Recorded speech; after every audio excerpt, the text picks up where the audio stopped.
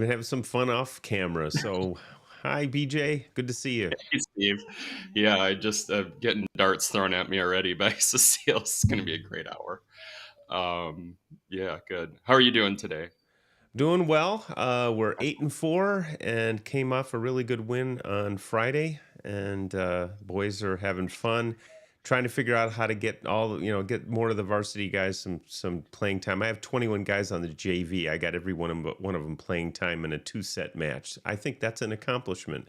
Pretty good. So it Eight worked and four out pretty sounds well. like the amount of snow that we got in the last week. Oh wow, wow. Let's bring Cecile in here and get this conversation going. Yeah, there we go. We Good morning to you, Good Cecile. morning. Thank Thank you for you having me. so much for Sure. coming on. This is it's a real treat for us. Um, my Is dog that wants to join the podcast. Well, Yeah, he my usually watch will does? probably jump in too. So yeah, yeah. And there he goes. In case you've been living under a rock, Cecile has done everything in volleyball.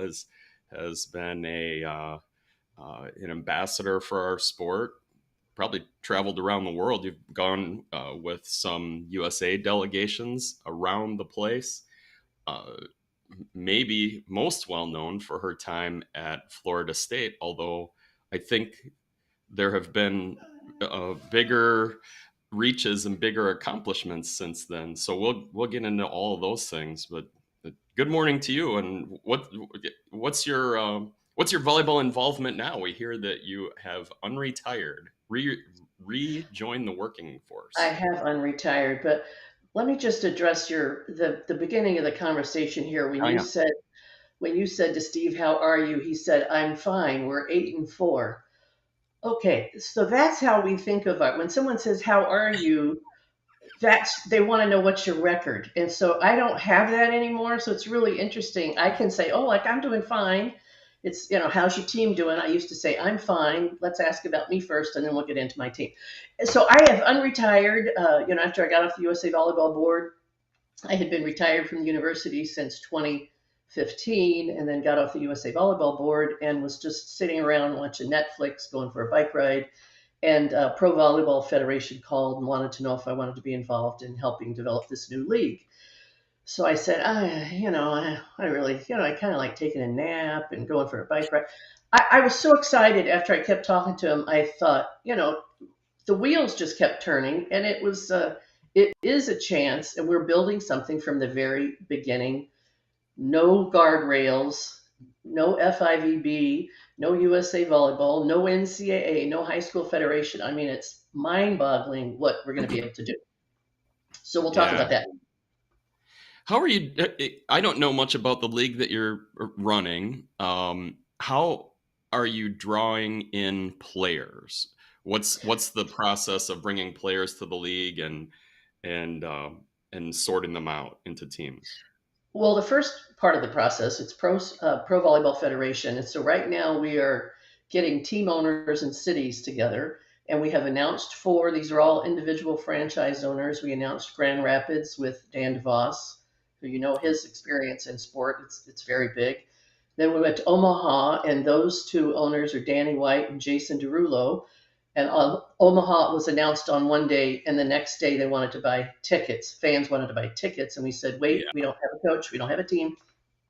Atlanta, Georgia, with Colleen Craig, Raleigh Volleyball is a team owner, and then Columbus with Mr. Gilger is got a team in Columbus, Ohio. So right now we have Kathy George hired as the coach at the Grand Rapids site. And we're getting ready to announce these owners will hire their own coaches. The league doesn't do that. So we're getting ready to probably announce a couple of coaches in the next few weeks.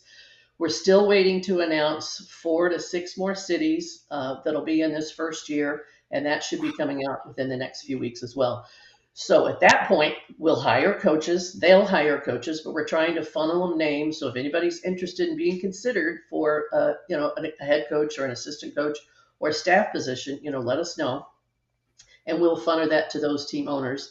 And then the players will, give the coaches that are hired a league-approved list of athletes that are eligible to play.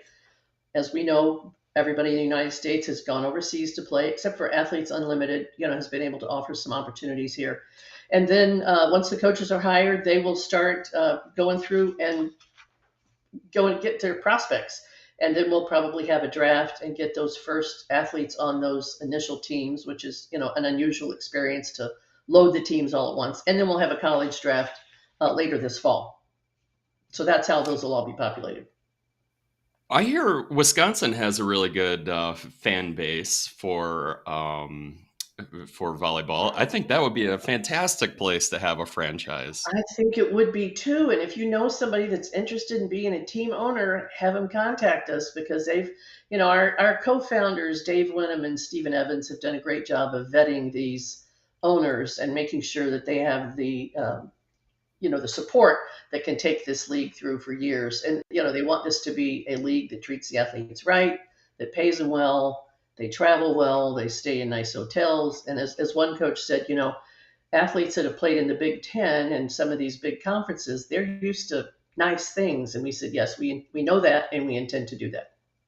Yeah, that's a big part of it. I think that's one of the places where previous leagues have had trouble is there's not enough money to support those athletes. Right. Well, these athletes are going to all get paid the same this first year. It's going to be $60,000 for the first year. There can be, and that's just for 4.5 months of work, January through May.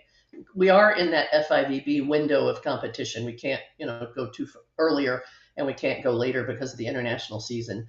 But they'll be paid the same, and then each team can have up to two franchise players, which would make more, but they would be there and be the ambassadors for this team. So they might make up to $100,000, but they'll be throwing out the first pitch at a game, and they'll be speaking at various areas. And then we're going to also allow up to 2 international players per team, a 14-player roster. Wow. Yeah, that's I like the 14. It allows for the 12 for sure's, and then having 2 extra. I think in the past it's been a little dodgy having that size because of the money. Sure. Right? Yeah. And we looked at what most leagues do internationally. It seems to be about 14. So that's where we're starting, and I think it's going to be a lot of fun. When do we kick it off? We will start preseason training will be in January of 2024. So we're, down to less than a year. Competition will be late of January 2024 or of February. And then, if it's an 8-team, if we have an 8-team league, we'll play a double round robin.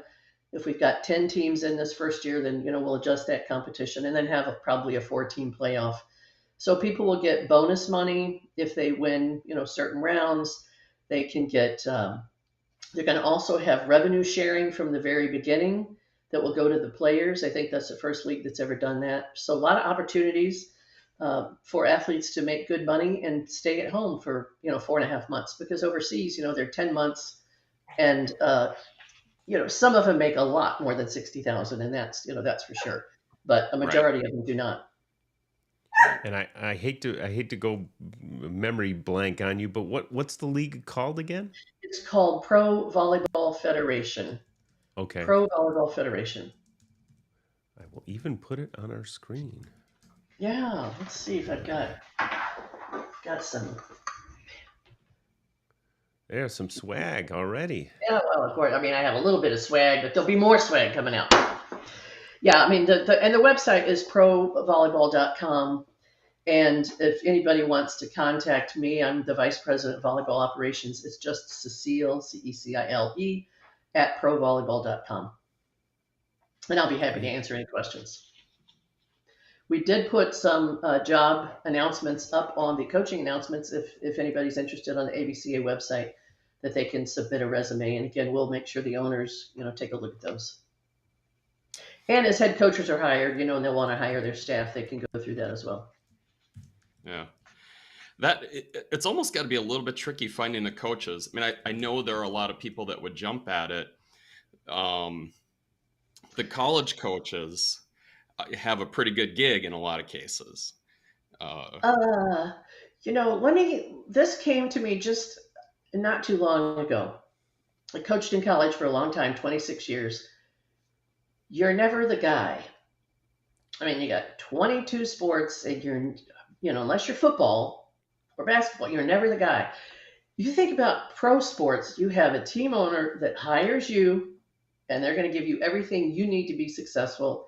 And there is no, well, let me see if we can get football does well, we'll get this. And we got to do some other things for the other facilities. We're going to try and get to you. So this is an opportunity to work for somebody that wants you to be successful and is going to give you everything you want. And the season's 4.5 months. There's not really recruiting. There's not the transfer portal. There's not the NIL. There's not freshmen. I mean, I kind of went like, wow, maybe I should be coaching instead of doing that. No, I think it's going to be fascinating, and I really think that we've got a lot of great people that are interested. And next year as we expand, I'm sure that some college coaches are going to go, I think that looks like fun and different. Yeah, I think you're right, and I think you probably can get some of the people I'm thinking of are those associate head coaches that are out there they're really good. They're probably some of them that are driving a program, despite the head coach being there, and it would be a step up to coach Sure, in a but program. it's a professional league, so I don't know, if they haven't been a head coach, it might be tough to put them in that public setting. I'm not saying they can't do it, but all of a sudden, you've got to go out and do all the speaking and managing the team and managing the staff. It's different from the head coach to the assistant coach or associate coach. It looks like it's easy, but it's a different type of, I think, mental process. So yeah, I mean, but if somebody's qualified, capable, they're taking a look at everybody. Even you, Yeah, BJ, if you don't get that high school job. yeah, yeah. I don't know if they would entertain me. Maybe as an assistant, volunteer assistant to carry the water. They might have me in there. And the head coaches primarily are probably going to be full time, but that's going to be up to the team owner. I mean, the team owner can say, I want you to live here year round and whatever they want to do. And they really have, head coaches are negotiating with team owners of whatever they want. And then if assistant coaches possibly are seasonal, maybe they could come in and just work during the spring during that season and, maintain some other jobs. And then, volunteers and, all kinds of positions be available. It would seem almost essential to me that the head coach would live very close or right there in the city and where home base would be. Not saying they couldn't Sure. go with a delegation someplace or go spend a month or 2 months somewhere else, but being around just for the media and the Sure. They call that, they like to get coaches that are in market year round. Sure. yeah, that's it. Yeah. See, this is why you're the pro and I'm just the guy talking because you know all the That's right terminology. You're volunteering, sure. Well, I'm learning.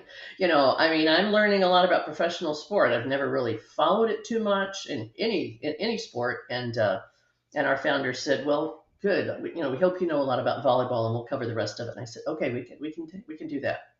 So we've got great people working on the business side, and then Jen Spiker is a woman from Detroit, Michigan, who's our CEO, and really capable staff. Lori Corbelli is working with us as a coach consultant. She didn't really, she wasn't ready for a full time job, but she's helping, so we talk with her a lot. Did Jen change her name to be part of this league? If I'd have known Mr. Spiker was out there running around, I would have found that guy a long time ago. I was looking for Mr. Wright and Mr. Spiker. It's Spicher, but she's just tremendous, and she's known our founders for a long time, and she's been very successful in business, and she's a go-getter, so she's a lot of fun to work with. Yeah, that's neat. I hope, all kidding aside, I hope a franchise gets close enough to here so that I can go and see some of it or, get to meet those coaches. I think that's going to be a blast. I think once we started announcing the quality of the team owners and Burroughs started following us, and then Jason Redulo, I mean, people that have large reaches of audience. I think we had 24 cities that put in for interest, but it takes them a while to go through, the financial backing and, making sure that they're the right fit in the right area. Yeah. Yeah. It's every league that we've had in the United States has always been finance. Yeah. Yeah. And, everybody I talked to before I was going to take this position, they said, they just have to have the money, and I think they do.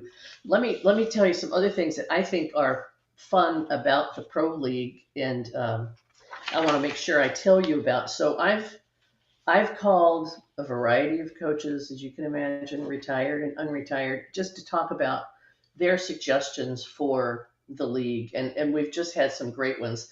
Uh, so we're making up our own rules. There'll be international rules, FIVB, but we'll have some tweaks. So maybe 8 substitutions, just to change that a little bit. Oh, the FIVB, he did raise his eyebrow when I mentioned that. So we don't want to go too far off the rails, because we want national team players from this country or others to be able to go back to their national teams without too much different. Noisemakers, there'd be something different. Noisemakers are Yeah. allowed, and we see that in all the other countries, and it's just crazy. I spoke with a coach, a prominent college coach, the other day, and he said, "You give those out to some little kids, and it's going to be a wild atmosphere." We're going to limit the challenge time. This is going to be Cecile's rule to 2 minutes. I don't care if you can't figure it out, you can't figure it out. And I told this coach, I said, I can look at myself in the mirror all different directions. Nothing changes. It's not going to change if I look any longer. So, 2 minutes. If it's not obvious, it's just not obvious. So put something in there like that. High definition cameras. We're going to ask the owners in the league to make sure that that's all going to be appropriate. Educate the fans during the matches. Maybe we have something on the video boards so a referee makes a call and a rule goes up on the video board. Something that keeps it interesting.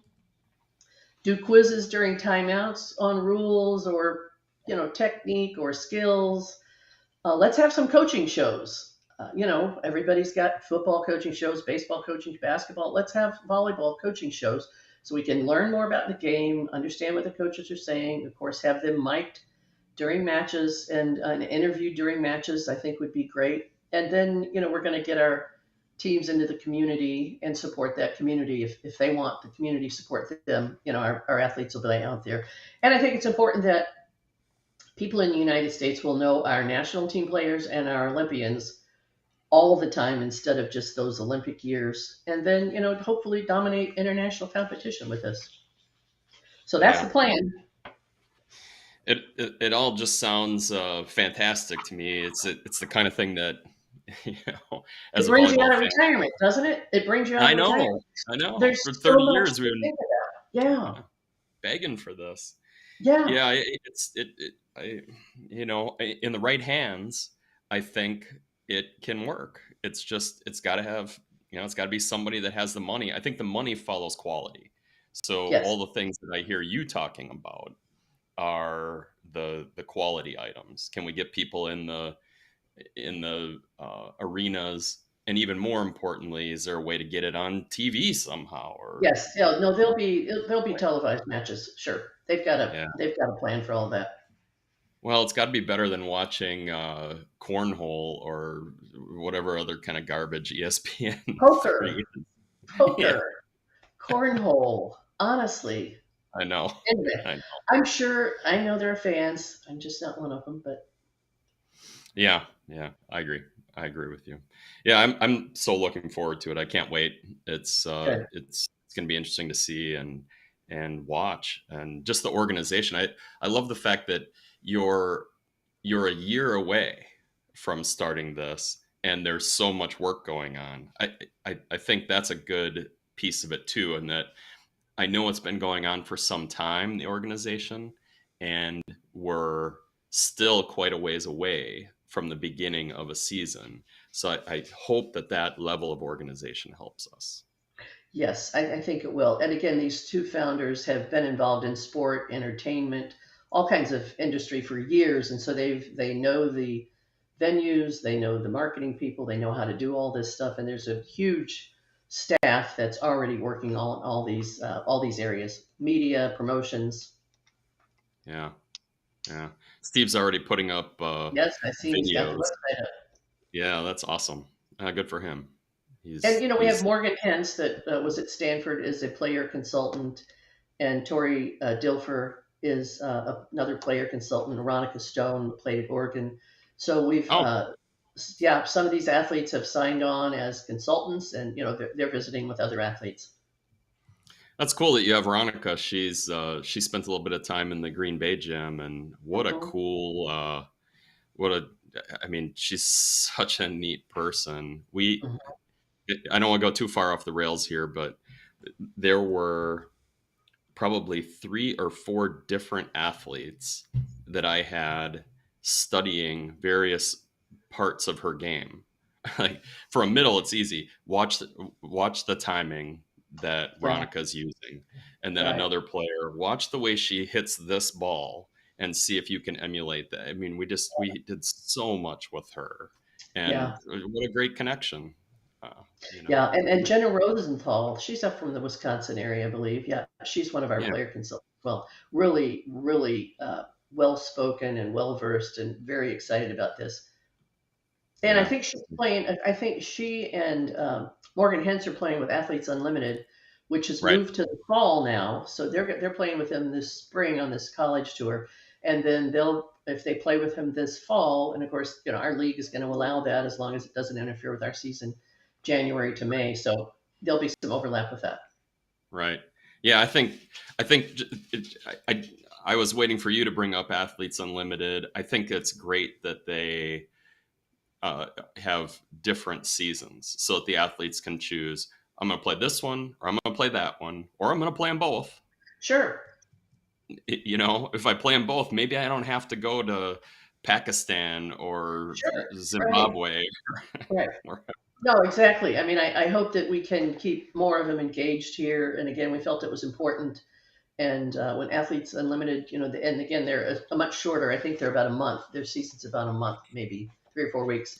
So we think it would be great. And then, the athletes can do something else the rest of the year, play beach volleyball, relax, train on their yeah, own, coach yeah. clubs. Yeah, it's neat that you brought up the beach too, because you can now, if you're that athlete, if you're a super athlete that wants to play both indoor and some beach, you could go and play AVP in the summer, Right, right, play one or both of these leagues, right. and do okay for yourself. Yeah, I mean, I think there's a lot of options. And of course, we're going to figure it out once we see who wants to play and what they want to do. And I think, it'll just organically develop into a good schedule for people around the year. Yeah, yeah, that's And awesome. then national team players, of course, will go back to their teams. And I think it's May 15th through maybe it's October that they have that schedule reserved for uh, international competition. Right. Yeah. Yeah. I think what's cool about it is it's enough money that maybe a player could make a little bit more going to Europe, or to Asia, or South America to play, but it's enough money to make them think, do I Well, really yeah, want and to? that's 10 months. If they're going to make that money, over 10 months, that's really not. Anyway, Yeah, I agree. we think it's a fair start, and then it'll, certainly go up each year. Yeah, yeah, that's cool. I Yeah, love it. thank you. Good. um all right, well, let's ask the first question that we normally ask everybody now that we're halfway through our hour. What was, I know the story a little bit, but it just, for our podcast, I think it's a cool intro for you. What was your entry into volleyball like? What did you do? How'd you get into volleyball, and how did it start? Well, I went to high school in Webster Groves, and fortunately, they had volleyball at my high school. We still wore gym suits and pennies, and I learned how to make a spike approach right before I left for college. Then I went to Southwest Missouri State, and I played field hockey and volleyball. And I played field hockey for 2 years, and then I played volleyball for 4 years for Linda Dollar. And I ended up, Linda got hurt. I think it was my sophomore year. She hurt her knee skiing, and I was helping her teach a volleyball theory class.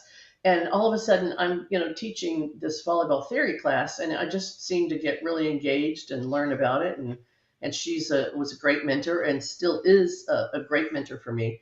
And then I got a job offer. Well, I finished my degree in physical education, And I graduated in 1975, and I went to Steelville, Missouri, where I coached volleyball, softball, basketball, track. I taught health, and I drove a school bus. And then I got an Wow. offer to go to Florida State University uh, to be the head volleyball coach. I was going to turn 22 years old, and I said, I don't even know where it is. Anyway, so of course the teacher said, you're going to take that job.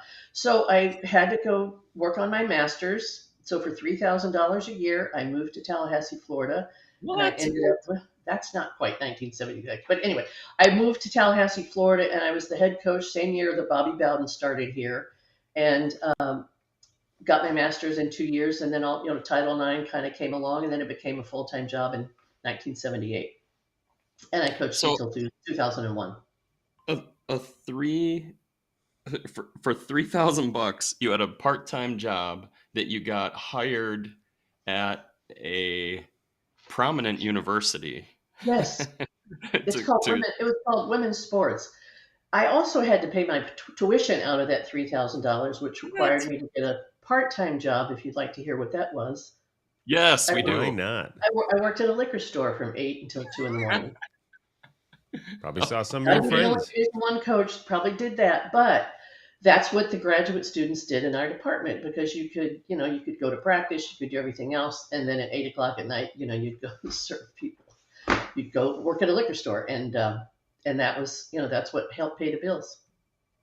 Since we just dipped into the 70s and talking about working at the liquor store, tell us about your experience as the front row attendee of the Jimi Hendrix concert. I had the most fascinating boyfriend. I started dating him in ninth grade. He took me to concerts. I saw everybody. I mean, the Doors, the Beatles, the Stones, Jimi Hendrix, front row. Watched him play the guitar with his tongue. I mean, it was just fascinating, and just the people I saw. And he spent thousands of dollars probably on tickets. But St. Louis was a big area for concerts. Which reminds me, I will be going to see Taylor Swift in a couple of weeks. I'm now a Swiftie. So maybe people don't pick me as a concert goer, but I do, Tina Turner, Cher, all of them, Yeah. Prince, No, I'd all of see them. you for sure. I'd see you as a concert goer. I Yeah, have good, no doubt that good. you would that would do that. I just what you kind of threw that out as a, oh yeah, I saw Jimi Hendrix in the front row. Like Yeah, what? you posted something, and I think my sister said somebody pulled me up on stage. I can't remember if it was the Doors or somebody that they said, "Yeah, you don't remember they got you up on stage?" And I went, "No, I was probably like 10th grade. No, I was probably screaming. I don't know." But anyway, yeah, I saw the Wow. Beatles in Busch Stadium. Yeah, it was Oh, pretty fun. sure. Yeah, yeah. That's that's awesome. Awesome stuff. So a little bit of Florida State. Tell us some about just running the program and how, because you went there as a part-time and eventually became a full-time, and then after a few years it just blows up. I mean, women's volleyball goes absolutely crazy. I mean, it took, I think it must have taken some special individuals to go through that transition. Well, we played because we wanted to. I certainly wasn't on a scholarship. I mean, when we went to school, weren't on a scholarship. My parents sent me $10 a week, I think, to help with expenses. Which, we could blow through that. But we did everything. We drove the vans. We couldn't afford to stay in hotels, and so we would drive to competition, play all day, drive back. It might be, we might drive to Miami 8 hours, driving back overnight, and it was just, you were just road weary because that's how we did it. We slept four to a room, ate at small places, and it was just really unusual. Then we started the recruiting process. Let me tell you about the rotary dial phone. I know. You call a recruit, she's not home, or you get a busy signal, and you got to start all over. So, rotary phones, no cell phones. So when they said, well, she's not going to be home till 10, you go like, oh my God, now I got to, stay up and call somebody in California at 10. And go into these tournaments, and go and visiting recruits. No GPS systems, obviously. Somebody had to tell you how to get there. You had to handwrite all the notes. You'd walk into these tournaments. You would handwrite all of the schedule. You'd see new coaches coming in, and they'd look at all the schedule, and they'd almost start crying. They were so overwhelmed. And we'd say, okay, here's what you need to do, and so then you go to these tournaments, and then they were held at, you might go to Las Vegas, and there were 10 different sites. So you drive all over the place. You'd get to this high school, and they were behind schedule, and then you drive back. So it was just amazing. Nobody that helped you with your program. They've got dobos and director of volleyball operations and people that do all the travel schedule. And we did all that ourselves. I mean, we called the airlines, we called the hotels, kind of one And then there stop. was the videotape, not. Oh yeah, let's talk about the 8-track tapes that you had to line up the cassettes and Betamax. sub them, and then wait. You didn't have I Betamax. You were Years threading ago, this stuff what in the is that? I go, 70s. that's a 8-track. What, you don't know what a video recorder is? Yeah, and we have to fast forward through everything, and yeah, it was a Yeah. lot. But that's all we knew. And then the salary started getting better, and then camp. You were able to do camps, and we could incorporate and make some money and pay our assistants, and yeah, and then some of the apparel deals came along, so we got some nice clothing, and but other than that, we were buying our own shoes and doing everything at the very beginning. But we loved Hey, it. I mean, we loved it. Tom Sorensen mentioned the same thing. We had him on a couple weeks ago, and of course, Tom, and Mhm. he said it was a source of pride for him that he had to work so hard to find volleyball on TV or to find a Right, place to play. He was right, going to girls' camps because there were no boys' camps at that right. time. And just for him, just to have to go through all that work was important to him. Yeah. And Well, that's what I'm hearing from you. Yeah. yeah, that's just what we did, and we enjoyed the daily process. It wasn't about the end; it was just every day. And speaking of camps, I would like to impart this to people that host camps.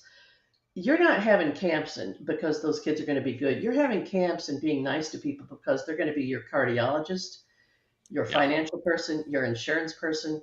I mean, I can't tell you how many people that look at me and go, "I think I went to your camp," and I'm going, "God, I hope you had a good time." I mean, they're not going to be the star on your team, but they're going to run the rest of your life.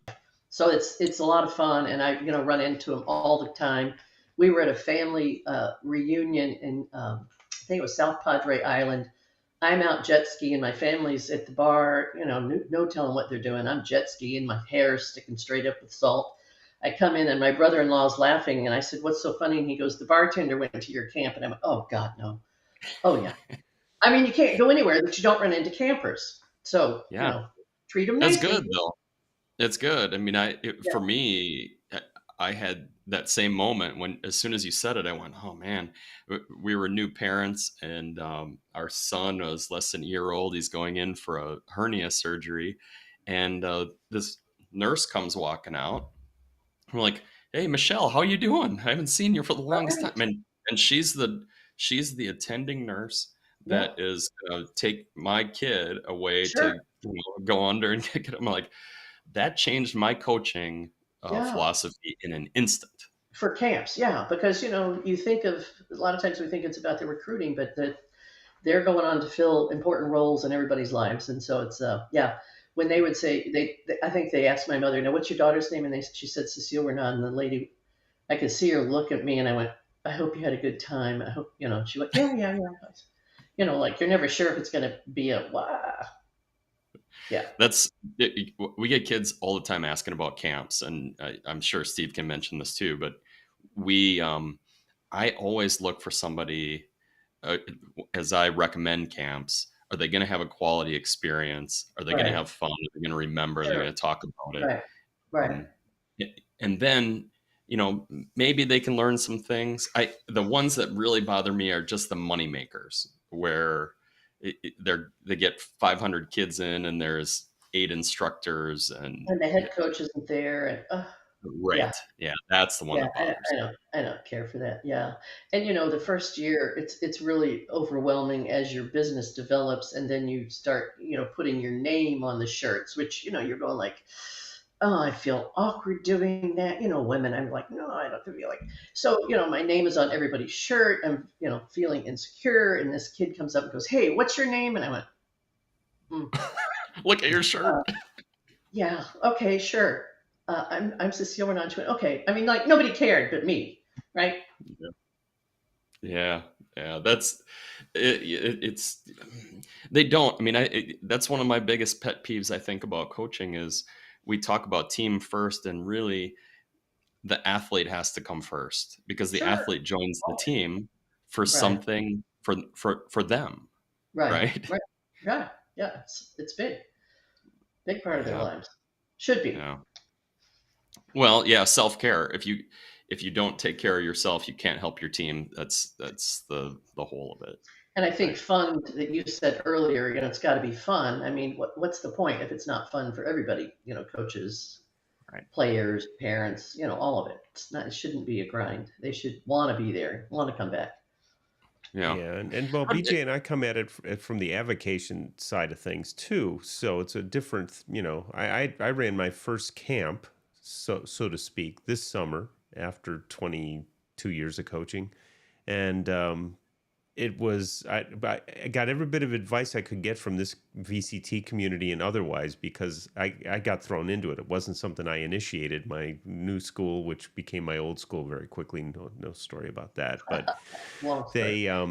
they said, "Hey, we got this 2 week deal we got to do." I'm like, "Really? 2 weeks like solid?" He said, "Yeah, yeah, eight days out of 2 weeks, so Monday through Thursday, and you got to do like 3 hours of volleyball with 6 through 12." And oh yeah, and we've got one court, and it doesn't really work very well. Yeah, I'm like, yeah, so I got right. the guys are like, I'm thinking back to John Kessel, and I'm going, I gotta find a way to string ropes, and I got the rope across the two Right, baskets and right. divided it into little courts and divided the kids up according to kind of how they were and let them play 1-on-1 and 2-on-2 and they had a lot of fun because we didn't use the net except for the very end of the day. We would go and have the older kids play a game and the younger kids play a game and ref for each other, and they had a good time. And we found a way to do sitting in the same time because BJ is a Sure. big Oh, good. advocate of doing Right, sitting. right. Good. And but boy, we had to be creative. But it's the first time I've run one, and it was it was a little stressful, but it was fun. Yeah, and the ones where they're over, if it's a day camp, it's not too bad, but the overnight camps, that is so Oh much responsibility, yeah. and just making sure that you're managing all of that. Yeah, that's a lot. Oh, that's Potentially scary. dangerous too. Yeah, it's in today's I guess litigious society, can we say, you have a lot of responsibility, and I don't know, as a coach, I'm not even sure that I would want that responsibility. I would look for somebody at the university to take that over for me, so that I didn't have that specific or Oh, you don't specific. have to do a camp. I mean, nobody's making you do a Oh, camp. You don't sure, have Right. to. but the Yeah, net, but yeah, but if yes, but you're incorporated or however it's set up at your university. Sometimes they go through the university, but transportation back and forth to the dorms and monitoring that and roommates and it's a whole series of things that you've got to really be concerned about. Yeah, yeah, it is, for sure. Not something I think I would want to take on. I don't Yeah, know. right. So a little, I guess, just to dive back in a little bit more into Florida State. How did and not just Florida State specific, but as a coach, how did you find your, I guess, your comfort level in being at in that job? I mean, we talked about this a little bit off air, but the record is important. So, in years where the record doesn't go well, how do you find your comfort as a coach, and that next year I'm still going to have a job? I don't know that you ever find comfort as a coach if your record is not going well. But there were things called graduation back then. So you'd have like 4 or 5 seniors, and they're starting for you, and they graduate.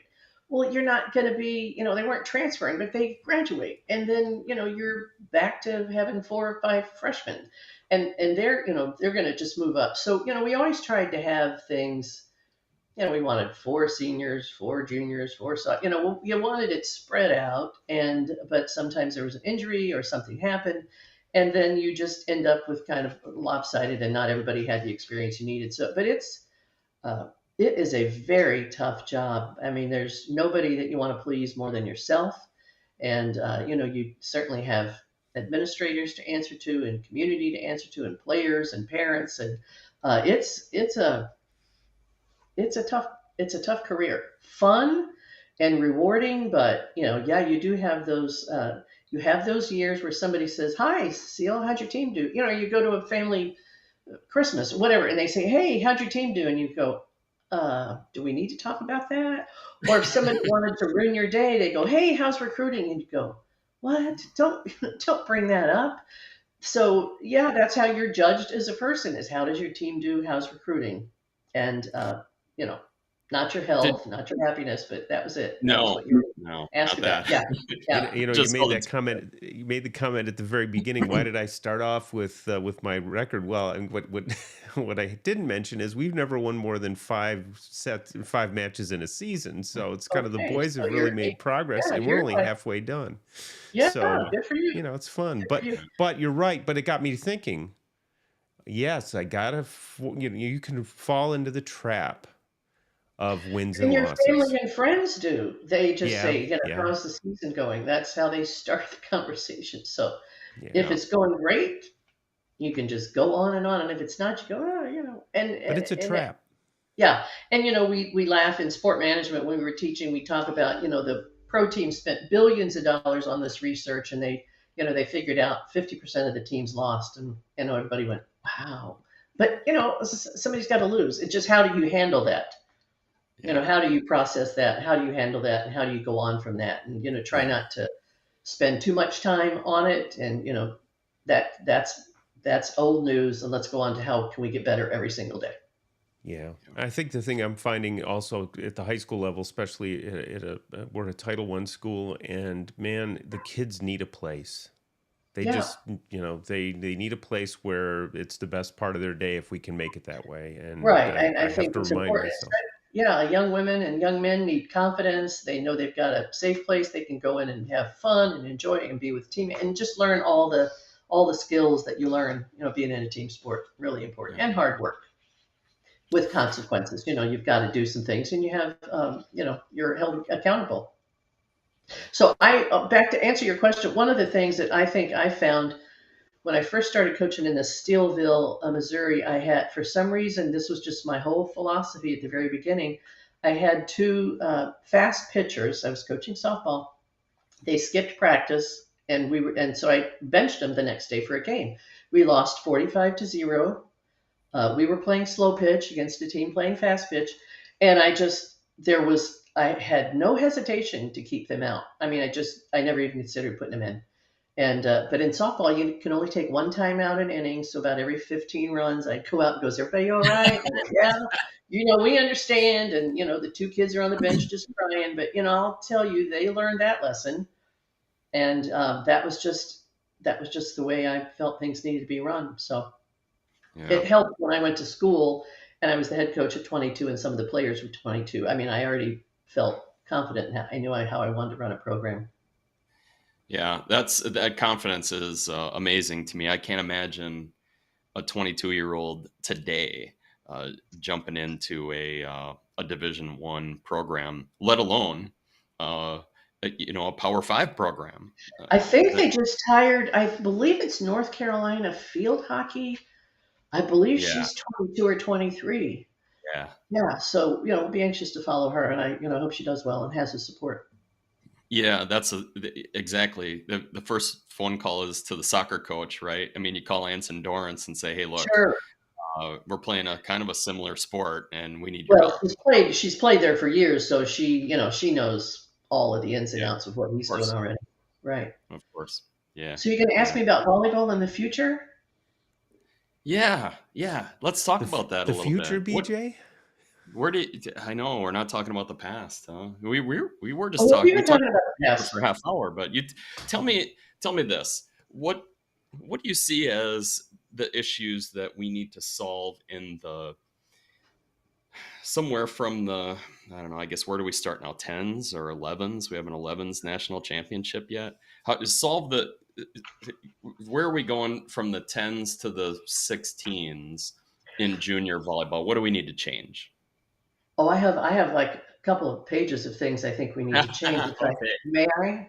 I mean, you asked me this question, and I thought, okay, if I Go. were the czar, if I were the volleyball czar for the United States, first, I think that goals are always fun and safety. So whatever you do with those two Right. things, I think youth it needs to be with restrictions and a variety of things, and because we're in control of what that looks like. How long do they practice?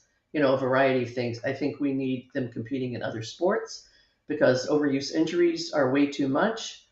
I think, and I'm going to go in just a variety of order here, but I think funds charged by USA Volleyball should be national and that they get the same things at various levels. So there's a travel fund, there's a travel team, a local team, and then, the advanced teams where it's maybe going to cost more. But it should be about the same. It's not going to be based on whatever that club director, wants to charge.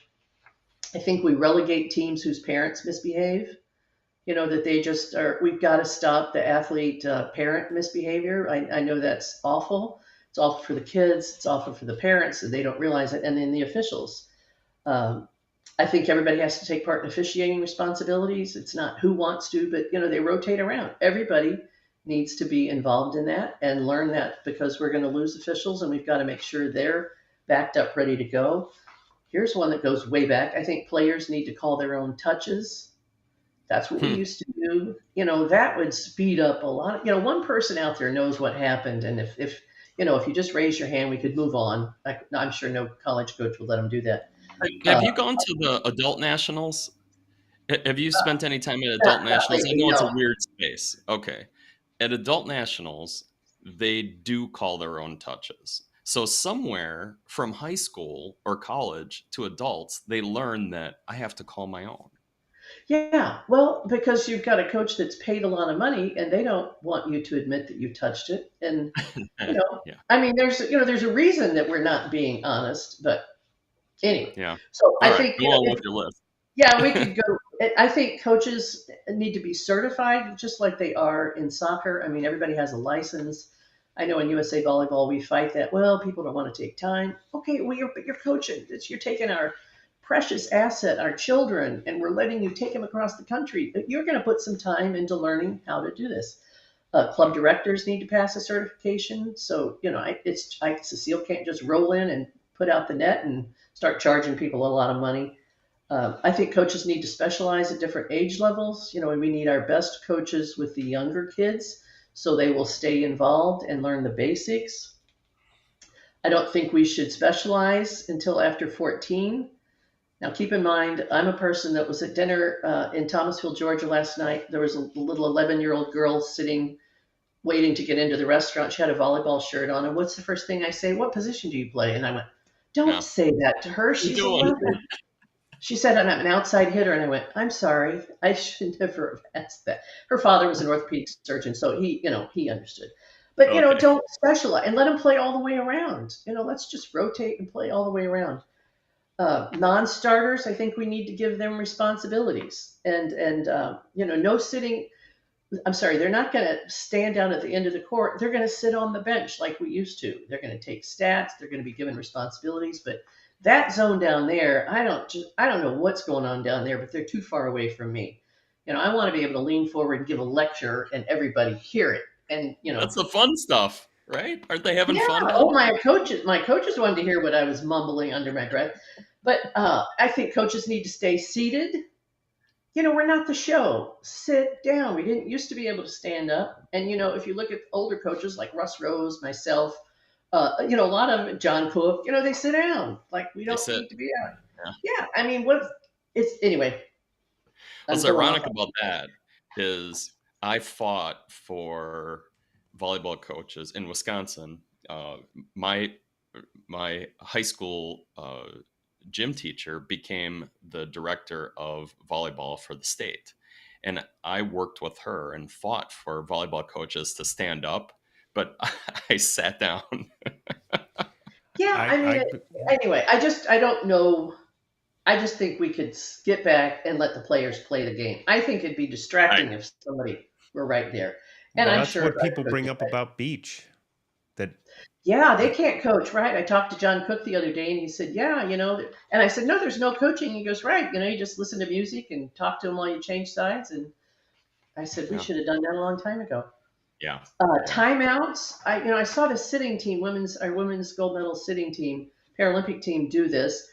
When they had a timeout, they gathered by positions and the players ran their own timeouts. And it was fascinating. I don't know if you all saw that when they did Yep. that at the Paralympic Games, but it was loud, it was engaging, and the coaches just kind of stood.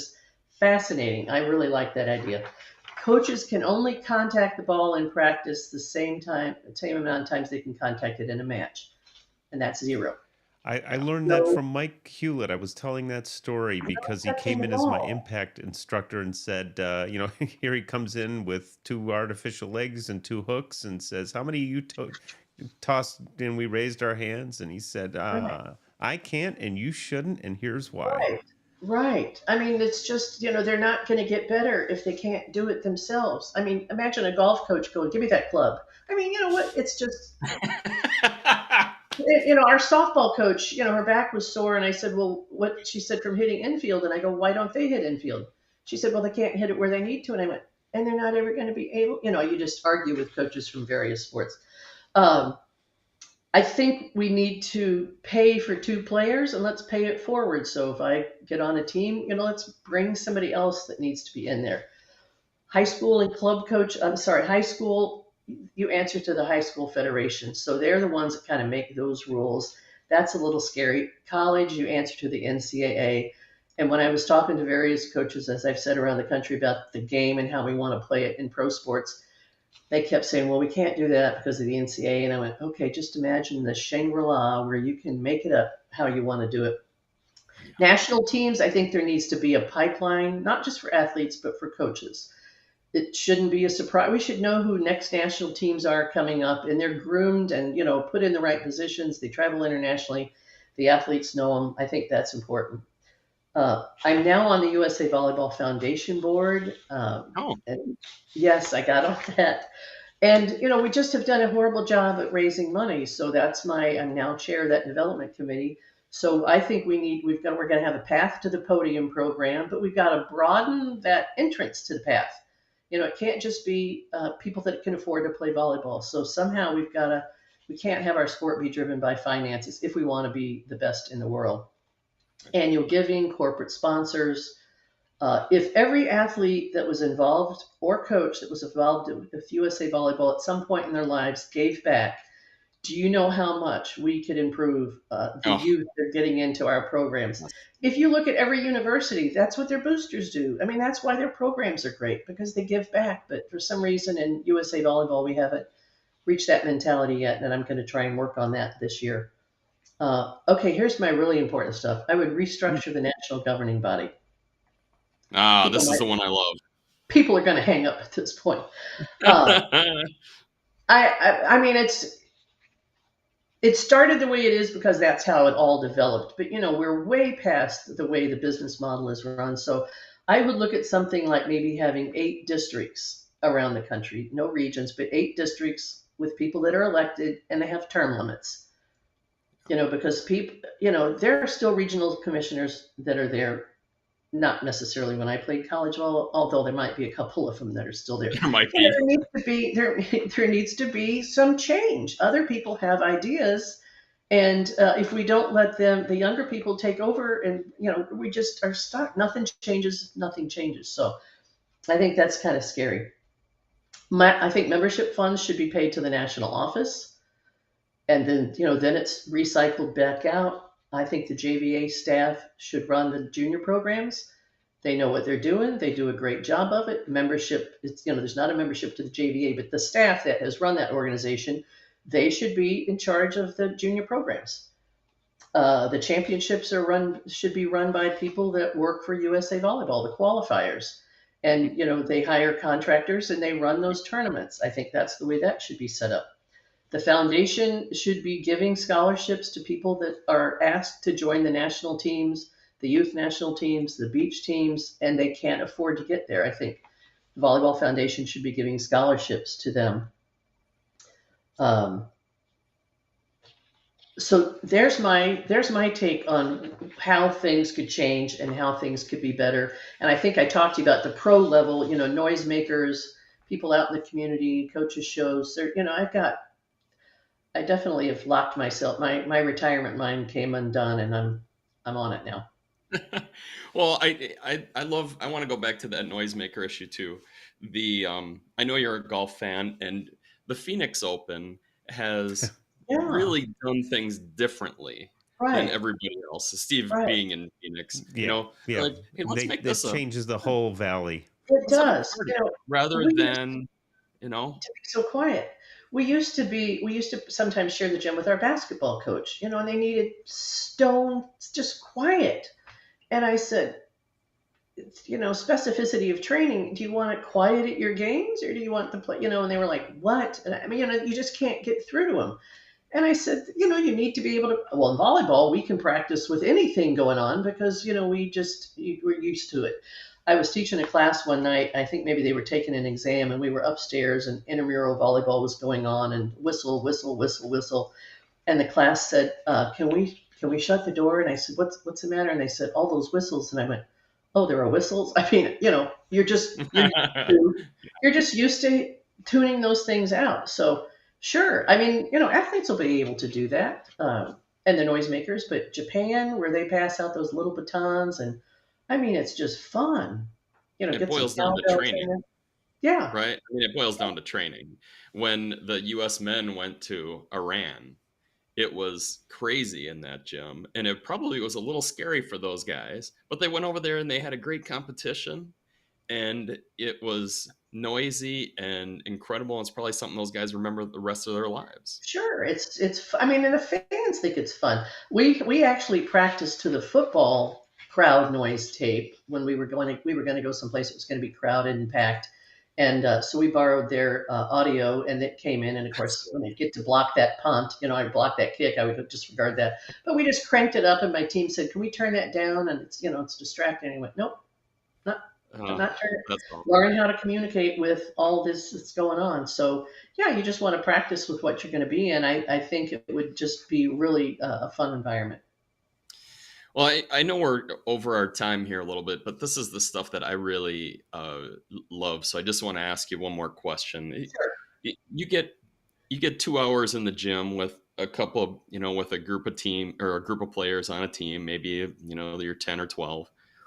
What does a Cecile practice look like? What are you gonna do with these kids for the 2 hours you have them?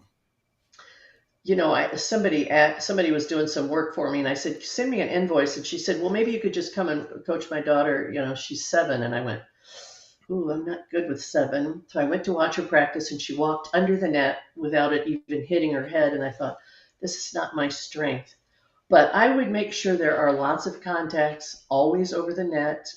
I did go to watch the city park one time, and the kids all went and got a ball, and the lady said, "Put those up. We're just using one ball." And I went, "No, please get all the balls out." So, there would be a lot of working on throwing correctly, elbow up, throwing over the net, talking, movement to the ball, a lot of things that I would put in the warm up, and making sure that they're doing that.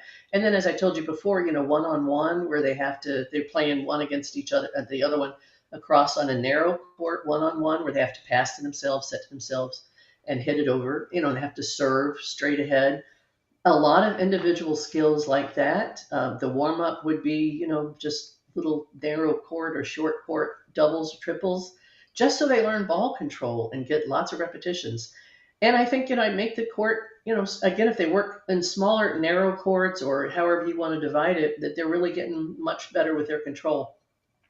And, the coach is out of the drill, and everything, they get to the 6-on-6, and let it's organic. It's the same drill, but we're scoring something that we value differently that day. So if it's, certain types of sets, or it's hitting certain areas, I think that's what I would do. But yeah, 2 hour practice. I mean, when you and it'd were be fun. We take breaks. We take breaks that would be the same amount of time as a timeout. We'd run. We do.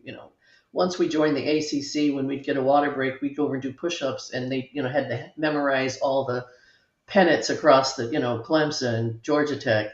And then if they beat that team, they got to drop that push-up for the rest of the year. So, just a little motivational. Oh yeah, they were, all into it. So then they just go back. Yeah, I mean, just trying to make it creative and fun, but every day, I think every day would just be a little bit different. So they're not quite, they want to be at practice early because the warm up's going to be fun. It's not going to be boring, and I think that's what I do.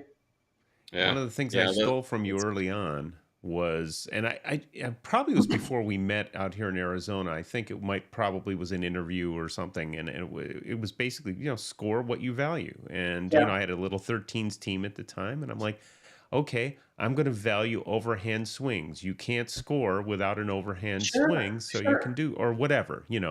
And so I think that that was a little thing, but a little important thing. Yeah, I mean, I've talked to business people about that too. What do you want people to do? And I talk to business owners about hiring people. What do you want to give them a bonus? What do you want to give a coach a bonus for? Give it whatever you want, whatever you value with your team. What should that be? Selling out the stadium, is that part of their responsibility? Then reward that. I mean, I think we need to look at that in all aspects of life. But keep track of what's important, what you I'll value. give you a little insight from the business side of things because I coach executives as well. And a lot of them, everybody has KPIs, key performance indicators, whatever you want to. So they're metrics.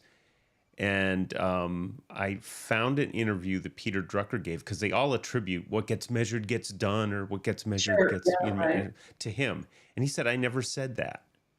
And thank God the interviewer said, well, what would you say? And he said, what I would say is what you should measure is what helps the person doing the job do the job better.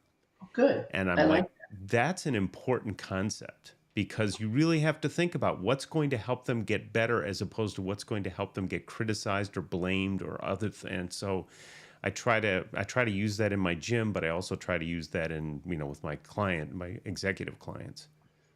I put this book together during COVID, Winning Ways of Women Coaches, and one of the women that I worked with was Rachel Balkovec from the New York Yankees, and just a great time with her. And she talks about the constraints approach, and I don't know if you know the constraints theory, but you yeah. close off things that you don't want. And anyway, it's fascinating, and all of these women were fascinating.